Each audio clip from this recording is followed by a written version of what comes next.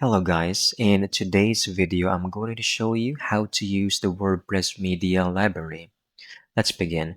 First go to the WordPress website, click on login at the top right and choose continue with Google to sign in securely. From your dashboard, click on media to access all of your uploaded files, videos, and images.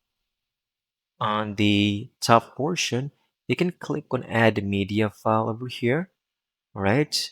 To upload directly from your computer, or use this option over here to bring in content from external sources. You can go back, use the filters over here, or the search bar to quickly find files throughout all sections over here on your pages. And then you can navigate through each individual files. Each item lets you edit details, copy its URL, delete, or download it.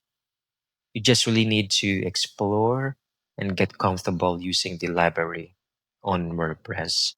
And that's it. You now know how to upload, search, and manage your files inside WordPress. I hope you found this video very helpful.